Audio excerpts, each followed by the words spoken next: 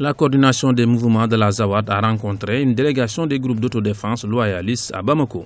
Les groupes armés se sont engagés à respecter l'accord de paix d'Alger à l'issue de cette rencontre de 48 heures qui s'est terminée ce jeudi 24 septembre.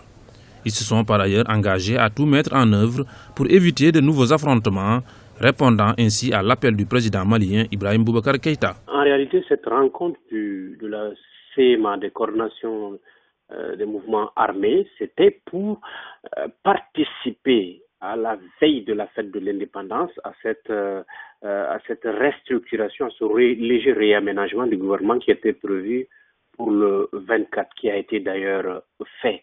Mais le président de la République a quand même rassuré par rapport à l'accord et à la mise en œuvre de l'accord, à laisser que les partenaires travaillent sur le terrain et que chacun s'engage à ce que l'accord qui a été signé le 15 mai et le 20 juin soit une réalité sur le terrain pour que l'application politique suive. Pour les analystes, ce nouvel engagement des rebelles à respecter le cessez-le-feu est certes une bonne nouvelle, mais qui devra être suivi d'actes concrets afin de garantir une paix définitive. Ça reste une promesse des groupes armés qui sont impliqués là-dedans, mais une promesse seule ne suffit pas. Il faut aussi l'application de la feuille de la route avec, sous la haute bienveillance des partis signataires de la communauté internationale qui a apposé. Il faut que les structures de mise en œuvre, d'accompagnement et d'interface se mettent en place dans les villes occupées et que les groupes armés soient cantonnés et désarmés.